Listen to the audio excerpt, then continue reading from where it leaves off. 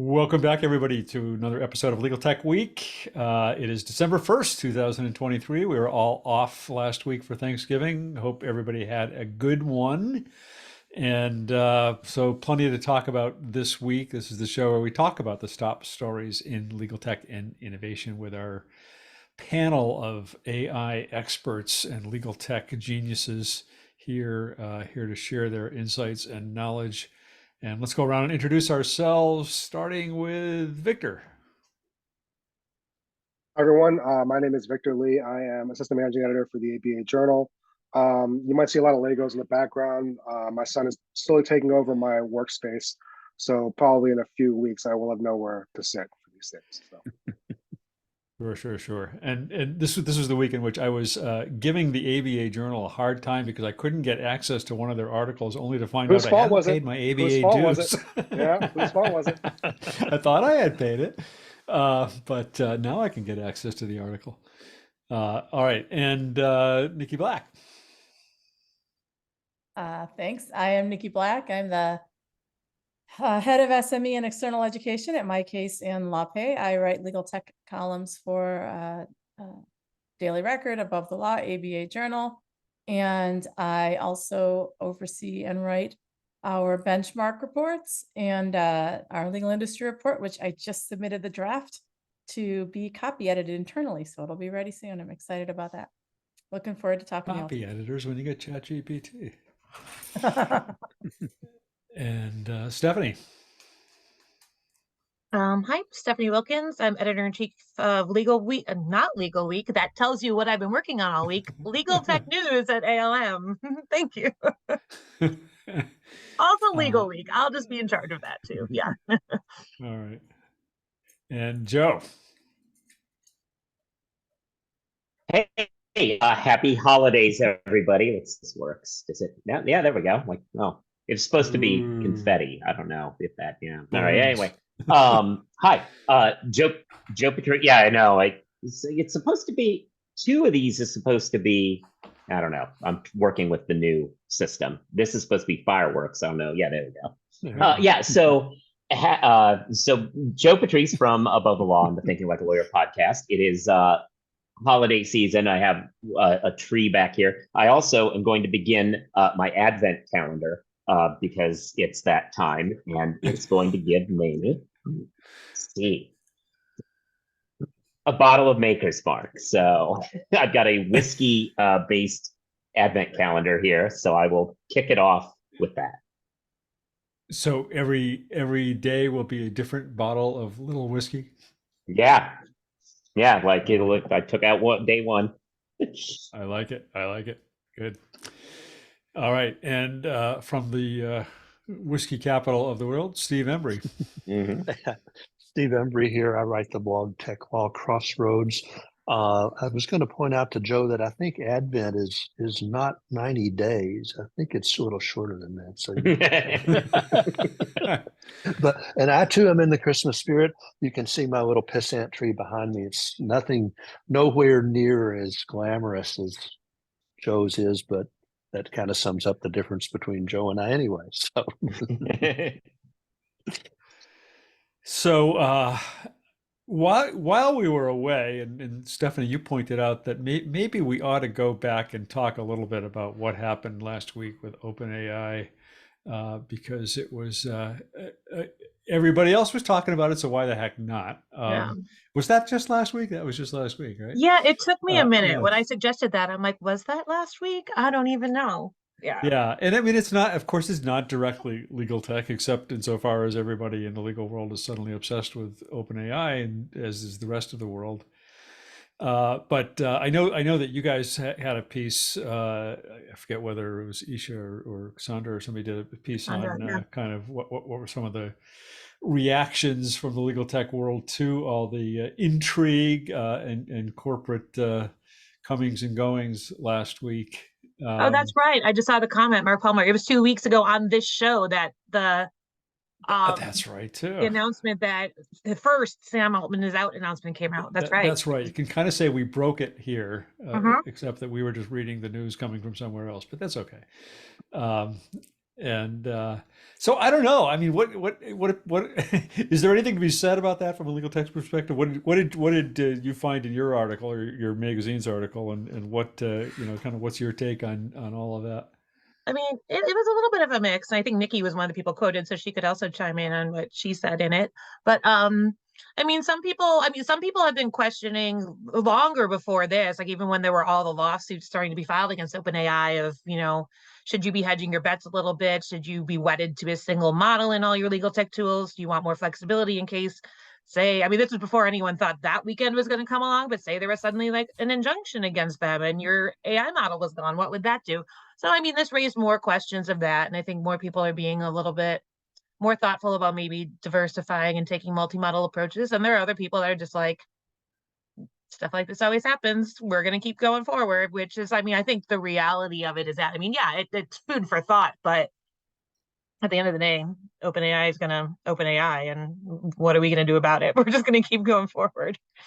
It seemed like the board got its advice on how to deal with Delaware charities law from ChatGPT, because it seemed like a bit of a frenetic running around, and I'm not sure entirely legal before it was all over. Yeah. Yeah. Well, and I do think that I had the most insightful comment in the article, if I may say so myself. That's No, why I left it to you to say in your own words, Niki. I don't think it was the most insightful, but I was lucky enough to be interviewed, and my take on it was that some companies jumped the gun real quick, like in the beginning of the year, and rolled out through one generative AI company, usually ChatGPT or GPT powered, one or two functions, right? And then you have the larger companies like Thomson Reuters and Lexis coming out with like multiple pronged functions. And my take on this was that, they're relying on multiple different generative AI tools to power their features in their software. And my take on it was that I think that given the instability in, this space right now that was clearly evident from that tumultuous weekend, companies that are being thoughtful about implementation may be in a better position at this point, ultimately, because they're not stuck with one tool that they've implemented, and they're able to kind of navigate this space and in a way that's a little bit more thoughtful, and hopefully will be to the benefit of their customers. So that was my take on it. Whether it was the most insightful or not, I don't know, but that was my take. And I enjoyed having a chance to talk about it. Yeah, I mean, I think there were any- other members of the audience that were quoted in it, so I don't know if you want to really start claiming the best yet, Yeah. Well, one of the best takes I heard about this, and it actually is not legal tech related, was I guess on the Daily Show they were like, well, what is it about these Silicon Valley companies just in general that have such a cult-like atmosphere that if the boss walks out, people are like, oh my God, I'm coming with you, or I'm going to jump off with you. Like most people, if the boss leaves, are like, okay, well, I'll see you later.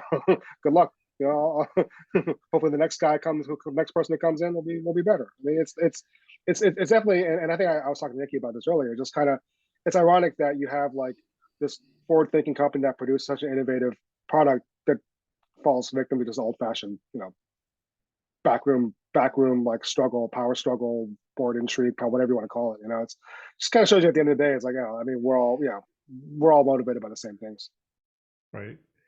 Then you start to see some of the backlash against the backlash. I mean, there has then started to be some sort of various negative articles coming out about Sam Altman, about his profligate spending on properties all over the world, and the fact that he was possibly ousted from from what, I can't even think of the name of the startup accelerator program he was running before, the startup accelerator program. Y Combinator. Y Combinator, thank you. Things like that. But I do think that point that Niki made is an important one, because it was kind of interesting, because in the early days of this year, when some of the companies were refusing to say which large language models they were using, or were saying, oh, we're just kind of using a hodgepodge, we're using whichever one works best for the particular use case, I had some people say to me, "Oh, they're just saying that because they don't want to pay for OpenAI because it's the most expensive one, and they want to use a cheap one, but they don't want to say that." But in fact, you're right. That turns out to be a sound policy in order to build your products that they can adapt to different models and use different models. And I mean, it does appear to have proven out, at least from I mean, I can't attest to this directly, but from conversations with a lot of the developers around products in this area, that some of the large language models are good for some tasks and some are good for other tasks, and there isn't one sort of one size that's perfect for all purposes here. So that's certainly going to be important going forward, I think. The other thing that I think is, and the fallout from it, learning about, the potential issues that may have given rise to his initial ouster, which were people concerned about ethics and regulation versus people that just want him, and apparently the people on his side that just wanted to roll it out really quick and everything be damned. It does not bode well for humanity, the way that the chips have fallen post ouster. So I still very much think that either the simulation is just going to get shut off, or else the robots that I continue to welcome are going to take over at some point. So we all got to, this may be the honeymoon may be over. I think this was the honeymoon 2023. And now it's stuff is going to hit the fan. We'll see. Or the Odyssey, if you will. And this was the well, I guess the 1 year anniversary of the launch of ChatGPT, and Stephanie had a wonderful feature in on law.com. Well, you can tell about it. Yeah, no, I had a lot of fun with it because I got to be, I mean, I didn't do the design. I can't take credit for that, but got to be a little creative and artsy. Yeah, I just did my 2023 Illegal AI Odyssey while I was watching 2001 in the background, which inspired the art, the cover art.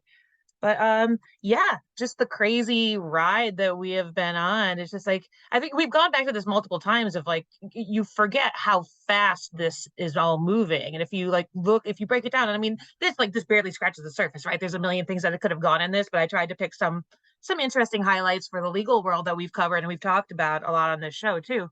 But just like to go from where we were, oddly enough, bookended by launching OpenAI to OpenAI's crazy roller coaster weekend of leadership. But yeah, I mean, some of the things I was putting in there, I was like, that was in June? Oh, what was that? And, there's the whole starting back with do not pay and their publicity stunt. That felt like 3 months ago to me. And that was actually almost a year ago. It's just a crazy retrospective to put together. And in the end, I thought it was positive to see how quickly we've moved in terms of, the hype and the fear. And then now it seems a little bit more realistic with so much more to go. But I had a fun time putting it together. Yeah. I think it's a wonderful resource. And I also sort of love the interactiveness of it and the way that it does. You can start right at the beginning and see. And, as I've said all along, like when people will say, well, people are adopting slowly, I'm like, let's just get back to reality about how long this has been going on. And that does a great job of kind of grounding you in that reality of how it has been such a short amount of time and just getting a sense of all the different things that rolled out. It's a really valuable resource. I really liked it. Yeah, it's a great piece. Yeah. I agree. Yeah. Yeah. And since you mentioned do not pay, that was something else that happened last week. I guess it happened. No, I think that also happened like on our last show or during our last show or something. The news broke about the fact that the lawsuit that lawyers had brought against do not pay, basically alleging that it's engaged in unauthorized practice of law, was dismissed by a court in, what was that, in Chicago? Was it in Chicago? I forget where it was now. In Illinois, yeah, in Chicago. Yeah, of course, it was dismissed on standing grounds, effectively, as I recall. But it's been, of course, Browder and company have been out there making a big deal about the fact that it has been dismissed and calling it a kind of a victory for robot lawyers. I don't think it's exactly that at this point. I think it's really more of a procedural ruling, but it was interesting that happened as well. The ABA had a good article that kind of dove into the background of that and the founder.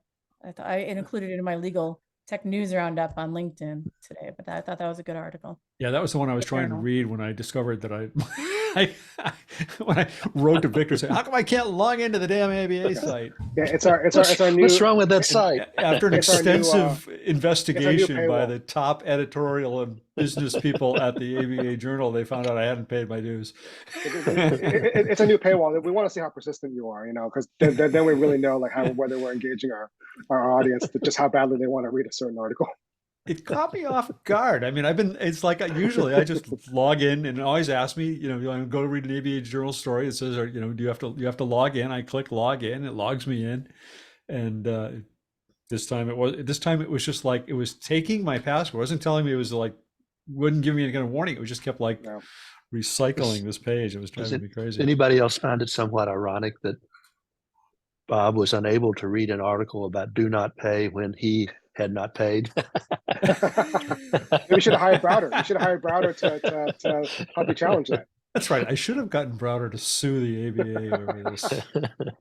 I'm sure I could have gotten $5 out of it or something. Anyway. I confess though that I actually found do not pay useful the other day because I could not for the life of me find the lost and found link for JetBlue. So I Googled it and the first thing that came up was do not pay. Here's a link to all the airline lost and founds. I'm like, okay, that seems like your lane. Go for it. That's awesome. That's good. That's good. Yeah. Good. So we got a couple of other stories this week that are all kind of related to the whole idea of using generative AI for legal research or for creating legal content in some way, shape, or form or another. Starting with a big study, Niki, that you cited this week, a actual scholarly SSRN downloadable PDF thing where somebody really went in depth on this issue. Yeah, it was Daniel Schwartz, who I have been on a few panels with, about generative AI, tagged me in it, in his LinkedIn post about it. And I thought that it was a really interesting, reached some really interesting conclusions about some of the value of generative AI and for legal practitioners. So here's a link. Oh, you just put it in there. Great. Yep. So essentially what they did was they conducted a randomized controlled trial of AI assistance effect on human legal analysis. And they took 60 students from the University of Minnesota Law School and gave them each 4 separate tasks to complete that were legal tasks. And using GPT-4 or without using it. And then after they'd received training on how to use it effectively. And then they blind graded the results and tracked how long it took them to complete each task. And then they analyzed that and came up with some conclusions about, and the key takeaways were that the quality, there was a quality improvement when GPT-4 was used that was slightly improved legal analysis, but it was inconsistent. There was an increased speed. AI significantly enhanced the task completion speed overall. The benefit was greater for lower skilled participants. So, the more you knew, the less helpful it was for you. And it uniformly had a time reduction across the board. They all completed tasks better, no matter who you were looking at using the AI. And that there was a positive user experience. The students reported higher satisfaction using it and correctly identified the tasks where it was most effective. And then the conclusions were implications for the legal field were that law schools should integrate AI training. I feel like going duh, but I think the law schools need to be shown studies that indicate that because a lot of them won't otherwise. Legal professionals should embrace AI now with approaches that vary according to practice area. And that's another sort of duh recommendation, but it's also a really important one. And I don't mean to diminish the recommendations. The study's a wonderful one. But, if lawyers don't already think they should embrace it, they ought to, because otherwise there's no way they're going to keep up. And that legal service purchasers need to reconsider in-house versus external management of legal matters and billing processes. And I think that's an important one because it just shows one way that it's going to significantly impact the practice of law and outsourcing of certain tasks. Like if you don't need to outsource them, you're going to save a ton of money if you can handle this stuff in-house rather than sending it to outside counsel. So, and I think you can say that across the board, corporations or not, but I thought it was a really interesting study, and it's definitely worth taking a look at. And I wanted to highlight it for that reason. I haven't had a chance to read it yet, so I read all of the synopsis and not beyond it. But one of the a couple of the points I thought were interesting in the synopsis, one was that they said that it inconsistently improved the quality of participants' legal analysis, but did in fact induce large and consistent increases in speed. So I thought that was interesting. But then it also said that participants reported increased satisfaction from using AI to complete legal tasks in follow-up surveys, and that they got better at predicting, where is this now? They got better at predicting for which tasks it would be useful, which again suggests there is a learning curve around this stuff, and that you need to kind of figure out what it's right for and what it's not right for and how best to use it. So it was good to see that kind of validated in some kind of a study here. Yeah, I wrote a thing a couple weeks ago, my piece on the big TR presentation we went to, that talked about that too, that I think there's something to be said for the early days of this AI adoption. It's going to be more about humans understanding how they think than how to use the AI. It's going to be us kind of figuring out how do I come to the conclusions I come to as a lawyer that are now hardwired in my brain, that, oh, I look at this and I know this means that this kind of a dissent means that it's useful for this purpose. Like all of those kind of processes are going to be what we learn probably faster than we ever would have interrogated them otherwise. Yeah. Yeah, didn't I think it was Jordan Furlong wrote a piece that I read talking about that to get a useful answer, it would require lawyers to think more like lawyers in analyzing legal problems, and maybe we've been doing in research for a while. Oh, it was kind of interesting. I don't have the site to it. I just saw it maybe today or yesterday, maybe. Yeah. Yeah, and I think we were talking. I mean, we're talking on this show, and I think someone was mentioning in the chat. I mean, more and more, we're like people, like when people are hiring, they're looking for people who have experience, not just with generative AI tools, but also like kind of constructing these searches and kind of figuring out how to narrow things down, and like having experience with like kind of with these kind of large data sets and whatnot. And so, I mean, look, if people are looking for competitive advantage out there, they're looking to try to distinguish themselves in this market, and looking for a way that they can always at least have a job for until the robots take all the legal jobs away. This might be the way to go. I mean, it's a good skill to have regardless. And if it gives you a leg up on a lot of people that you'd be competing with, then I don't see why you wouldn't do it. Well, on the other hand, there were, Steve, you had a couple of stories this week that maybe are kind of connected to each other in the sense that they both deal with at least either fears of or downsides of using generative AI for drafting. Yeah. But the first one was some proposed rules out of the Fifth Circuit. It seems like anytime the Fifth Circuit does something, it makes my steam come out of my ears, and this is no different. And when I first read it, I think, oh, that's no big deal. I mean, other courts have done this. If you use generative AI in a filing, then you have to say that you've done it, and then you have to verify that all the citations are correct. And that's, I think there's a lot of things wrong with that. We've talked about that before, but then they went on and said it not only applies to lawyers, it applies to unrepresented litigants, pro se litigants. And that, I mean, to me, that's just terrible. I mean, a pro se litigant can't afford a lawyer most of the time. So, they may not, so now they have this tool that can help them. And maybe they don't get it, it doesn't get it 100% right, but it's going to produce something that looks better and sounds better, and will be given more stature by or more reading by the court. And yet you're going to say, okay, but you have to go verify all these citations that are in there. Well, like, how are they going to do that? Like, are they going to call up their Thomson Reuters application and check the sites? I mean, it just seemed like it put a sort of intolerable burden on pro se litigants. And I mean, I could hear courts saying, well, we're going to get all these pro se applications, and how are we going to tell which is pro se and which is data lawyer, because they're all going to be equally quality. And like you can see who signed it, whose name is at the bottom, and go find out if they're a lawyer or not. You can do some frigging work on your own. So I just thought it was kind of a terrible, bad enough to impose this kind of obligation on lawyers. It's really bad to try to put it on unrepresented represented people that are proceeding pro se. And then the other one that I found was about the Colorado lawyer who, like our friend in New York, used ChatGPT, found some citations, plugged the citations in, didn't read them, and just like our friend in New York, he got caught by the judge. And the judge suspended him from the practice of law for a year. Apparently, if he behaves himself for 90 days, he can get his license back.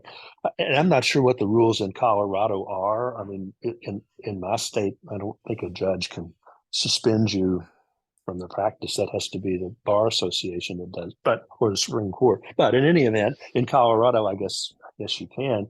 And it all sort of goes to show you that there are remedies out there, short of these sort of measures that tell us all, and if you use generative AI, we want to know it, and then we're going to discount your brief because it may not be right, and so on and so forth. Just like in New York, I mean, there was a little bit more to the story. Apparently, the court asked the lawyer in Colorado, did you use a generative AI? And he said, oh no, my legal intern did this, and I guess he or she screwed up. Then ultimately he had to fess up. I mean, so this a year's suspension may in part be for like lying to the court when you were caught. I'm not real sure, but it was not as clean as it. He used ChatGPT and got some bad citations.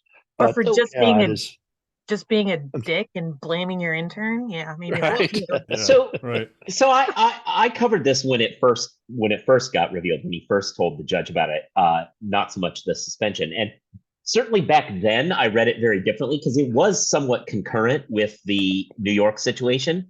And the way in which it seemed to play out then was the judge said some of the cases were wrong. He said, oh, well, a legal intern compiled this, so maybe that was the issue. Then the New York situation happened, and then as soon as that came out, what was going on there, he went to the court and said, you know what? Actually, it appears as though we used ChatGPT. That's the problem. And I felt much more sympathy toward him, because I felt like he was saying, I wouldn't have known this was an issue, but I just saw what happened in New York, and apparently this is a thing that can happen. So I'm informing you now. So I actually was a little shocked that this punishment was as bad, or in this case worse than New York, because I had a lot more sympathy for this particular person.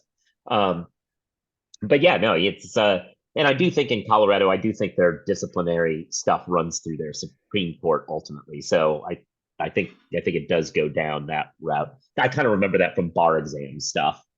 Anyway, it was interesting that the original suspension was a year and 1 day, as I recall, and I was like, a year and 1 day. I mean, we'll get that one, but there must be some significance to that day. Yeah, I think that converts it from like a minor transgression to a major one, or something like that. So yeah, so like you have to report it if it's like something like that. But yeah, when the diploma privilege stuff was going on, during the lockdown and COVID, whatever, Colorado was one of those places that was threatening people who criticized forcing everyone to take the bar exam in person with disciplinary stuff. So I got a weird crash course in Colorado discipline. The other thing on that, just on the Fifth Circuit thing, to point out is that it's still a proposed rule. It's hasn't been adopted. It's out for comment. But this is the first time a federal circuit court, as opposed to a federal district court or a state court, has put forward a proposed rule like this, which kind of makes it all that much more potentially significant, I guess, in a sense. Mark and Palmer in the chat pointed to Judge Slagle's post, and if you hadn't seen it, take a look at it up on LinkedIn. But I mean, again, he's made the point that I know Niki's made on this show and others have made on this show, that I mean, the rules already cover this. I mean, that's what I don't understand. I mean, the rules of competence already essentially cover this, and I just don't know what courts think they're doing by requiring this certification, other than catering to some kind of a panic over a new technology is really what all it comes down to. And What I understand is that, the like, cynic in me thinks that part of the motive may to be, oh, this will be a convenient way to just get rid of all those pro se people that we don't want to mess with anyway. well, what I don't Not understand is that that, like, not because the Fifth Circuit is a very liberal court, so that Yeah, exactly. The Fifth Circuit's totally reasonable. Good call. Sorry, what I don't Victor. understand is that it says it must further certify that no generative artificial intelligence program was used in drafting. I mean, yeah, I mean, obviously we understand what that means, but like most pro se litigants, are they going to know what that means? I mean, but those be like, oh no, I didn't use any generative. I use ChatGPT. Like what? I mean, half of lawyers don't know what that means. Like I'm like people, yeah. And just the wording of it is just so stupid. Like certify that you didn't use it, or if you did use it, you looked it over. I'm just like, even if I lived in a world where I thought these orders were worth having, just be like, hey, I sign here that if I used AI, I checked it over. I mean, it's just all so, I mean, this whole concept of people, oh, I never used generative AI in it. Like it's just in all these things you don't even know you're using. I don't know. I won't. I said on LinkedIn that I would save my rant for today, and I'm trying to not rant, so I will stop. Well, other people What are you have made saving it for? I Don't agree with save it. what, This is the time to let it all out. right? I totally agree with you. And other one or two people commented on one of my posts and said something similar along the same lines, which is just the idea that people don't always know when they're using it, and they're going to use it for all different aspects of research and writing, and it's already baked into some things, like, and so it just seems ridiculous to require that. I agree that it's built into the rules, and I also feel that way about the ethics opinions. I don't think there are necessarily opinions needed, but I also think that lawyers aren't going to use this tech till they get some kind of guidance. So I kind of liked California's guidance. I think we talked about that last time. Like, I feel like that just gives them a security blanket to hold on to, so that they feel like if they're doing it right. So that's why I kind of welcome some of these ethics opinions or guidance, not because I think they're necessary, but if they're done in the right way, they're going to help. But that's a different issue, get us over that hump. But that's a different issue than these orders, which I think are just unnecessary. I totally agree with Judge Schlegel said about it, and what you just said about it as well. Like guidance is great. Like give people all the guidance in the world. I think there's a lot of people that need even more guidance out there. But this, like, I don't even know what half these judges, like you said, it's baked into so many tools. Like, can they, absolutely identify what tool was used that had AI in it? Like, everyone always brings up like the Grammarly example. Like, really? Yeah. I just had a funny thought about the Fifth Circuit. So does that mean like all the law clerks in the Fifth Circuit will now have to say in their memos to their judges, oh, by the way. Yeah, right. And what's going to Well, happen? I was going to turn to Joe and talk about this, whether ChatGPT is smarter than the Supreme Court. But now the peanut gallery is clamoring for the double space case. So I don't know if we need to go right to that. And why keep them waiting? Fair enough. It is what they want. Yeah, no. It is a wild case. So are we all ready for some typographic fun?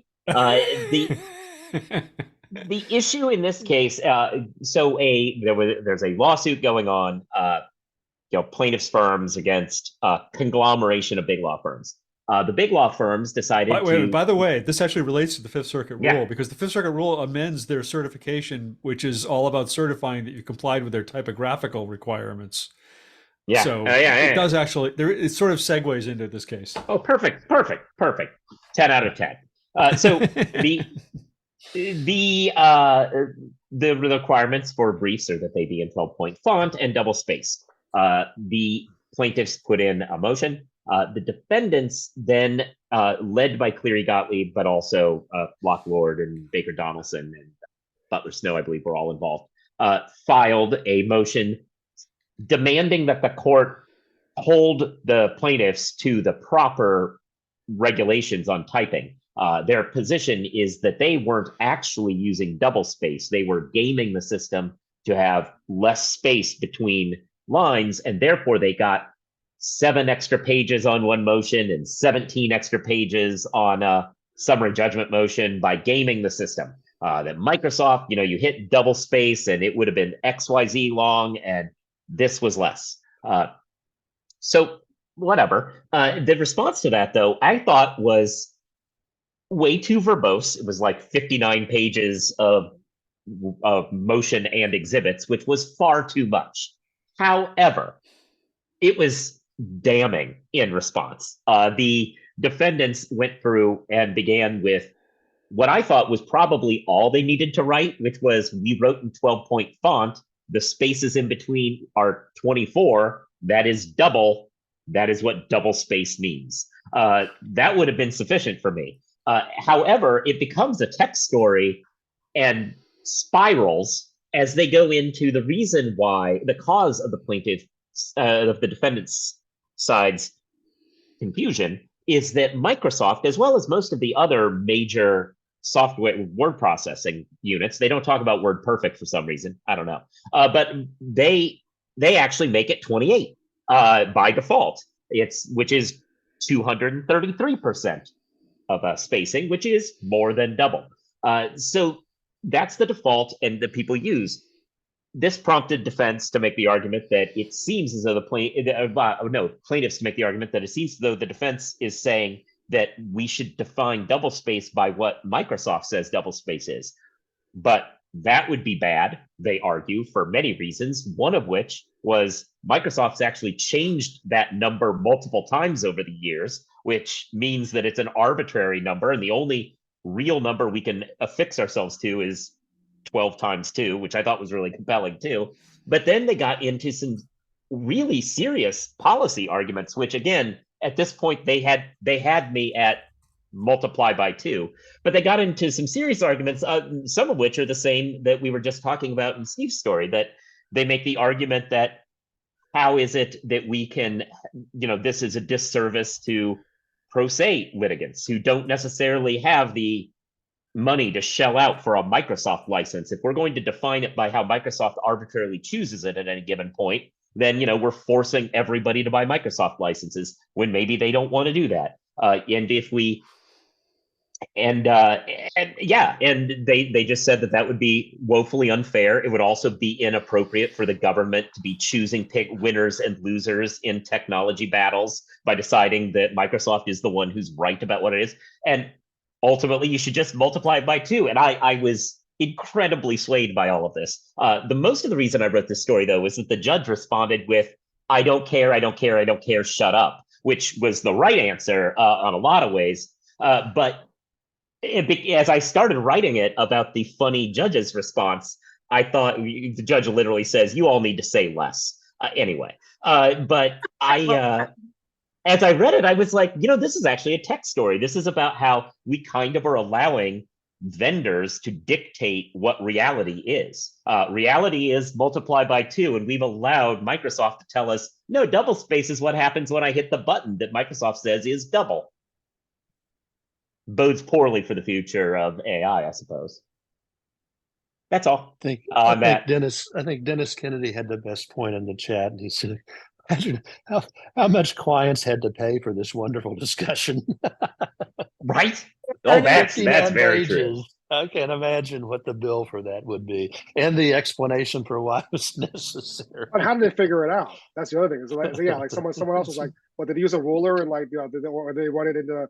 Did they put it into their own word processor and check it? Yeah. In fairness, when you look at the two, it's real clear. It is a noticeable difference. One of them seems a lot smaller. What I also love, though, and I made this kind of the kicker to the article, is despite all of this complaining about how much extra room they got over this double spacing, whatever, the plaintiff side, who was the in the right here, in my opinion, they engage in the thoroughly modern practice of putting one space after a period, like normal modern fonts require. And Cleary and the gang were continuing to put two. And I'm like, you can't really complain about losing space when you're the ones doing this stupid thing still. You're just throwing spaces away every sentence. Yeah, all over the place. Think how many extra lines you could get with all those spaces. You know, I still have writers that insist on doing the two space thing after a period, and it drives me nuts because the first time I turned something in when I was at ALM, actually, the first time I turned something in, one of my very first stories, I got yelled at by the editor in charge for doing the two space thing. I've been taught that since I was in grade school, two spaces after a period. Yeah. So I got yelled at, and I've never done it again. I've never done it since. So there's writers that still do it. Well, it goes back to the days of print journalism. You wanted to fit as many words into a line as you could, and you wouldn't want to have those extra spaces taking up much needed space. Yeah. But I mean, if somebody would litigate the serial comma, there's a real issue that needs to be decided by the Supreme Court. Right. But we need a definitive ruling on that. Right. Yeah, we're much more split as a group on that one, I believe. Yeah. Hasn't it been? Didn't Justice Kagan write a thing on that a few years ago? I can't remember. Gee, I don't know. Yeah. All right. Well, if she did, I'm sure the conservative members of the court were taking the opposite side for whatever her position was. Oh, all one right. thing I don't think anyone's talking about, Bob, that I think we should at least footnote is Justice O'Connor dying. Yeah. I think we should at least acknowledge. Yep. So, yeah. Just sad. I really admire Sad him. to see. Yep. I did too. I'm like Debbie Downer. Wah, wah. Really, I was just going to make a Thanks. funny transition, and now I just feel like I'm going to pull out a handkerchief and. She was how old was she? 90 or 93? Or something 93, I think. Yeah. Yeah, she was in bad health for a while, I think, right? Yeah, correct. I think that's right. Yeah. And unlike some justices, actually left the court when she was in bad health. Well, I think she later said she regretted retiring because of what happened after. Yeah. Like, well, that's what happens. Yep. All right. So I'm gonna precede my story this week with a trivia question, which is what legal tech founder was formerly in a punk band that opened at CBGB?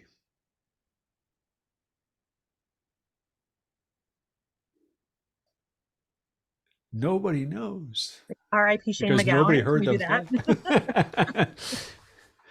that? The founder was Michael Sander of Docket Alarm. And I learned that as I was interviewing Michael this week, because Michael has now left vLex. That was a story I reported this week after 7 months roughly after vLex acquired Fastcase. Fastcase had acquired Docket Alarm. And Michael had originally founded Docket Alarm way back 12 years ago or so while he was still an associate at a big firm practicing intellectual property law. So it was a notable event. His leaving and the timing of it is interesting. I think from everything I can tell, they're not. It was clearly a mutual thing. I mean, nobody asked Michael to leave or anything like that.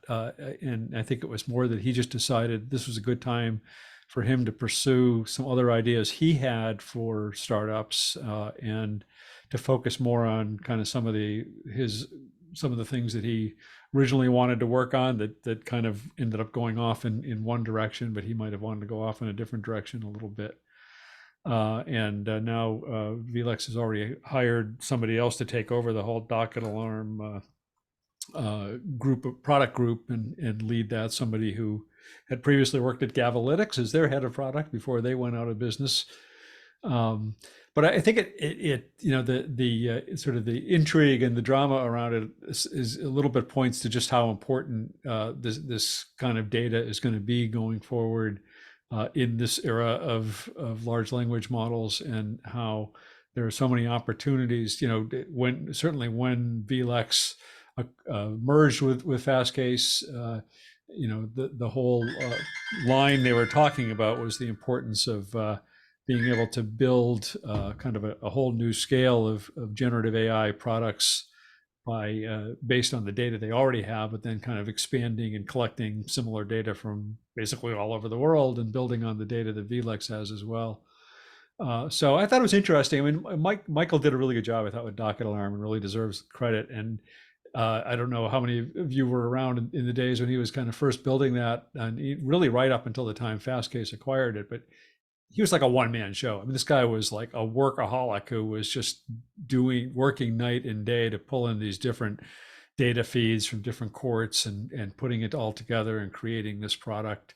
He was an innovative guy who had the foresight to see the importance of this kind of data, and maybe a loss for vLex. He supposedly will still be consulting with them, but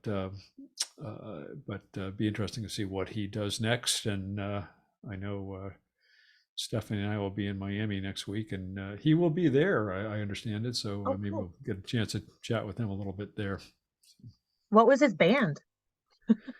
It was called, oh God,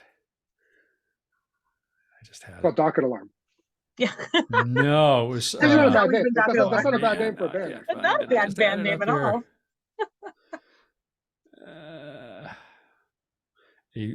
It was not. So if you Google it, you'll like not find anything about it except one image that the owner of CBGB posted, and one little video on YouTube that Michael might have posted when he was like 10 years old or something. No, a little older than that, but it's called Homer and the Sexuals. But What happens at CBGB stays at CBGB. Exactly. Yep. Yep. All right. What else? Well, so we could talk about your other story there, Joe, which was kind of related but kind of funny. The Supreme Court. Yeah, we got a couple of minutes left. You want to drop that in? Sure. So the deal with that is Larry Lessig put this through. I actually saw it through another Harvard law professor, Larry. Larry tried to put this up, and pointing out that the other Larry had a. I'm trying to open it at the same time here. Yeah.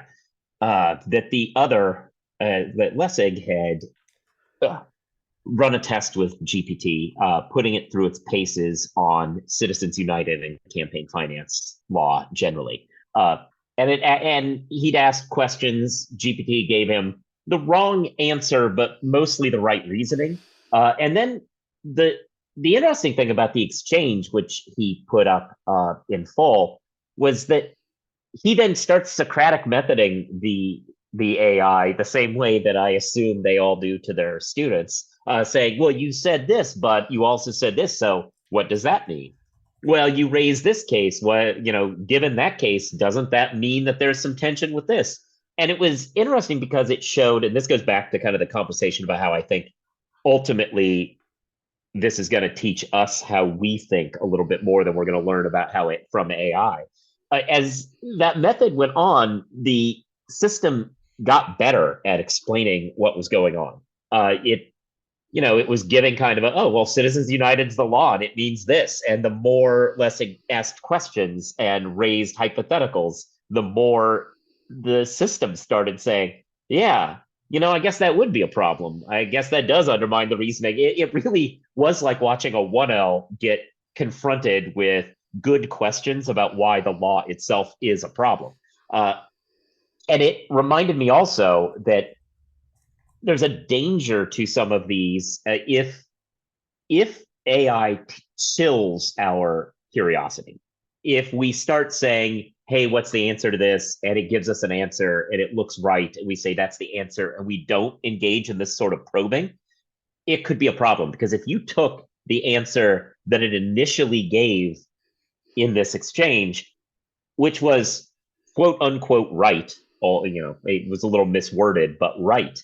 and didn't push further, you wouldn't get at the fact that the Citizens United decision is incredibly flawed in a lot of places. And it's that kind of inquiry and interrogation of these laws that gets to some kind of a truth. And as AI has a tendency, this is not just the current generation, all AI has a tendency to risk garbage in, garbage out.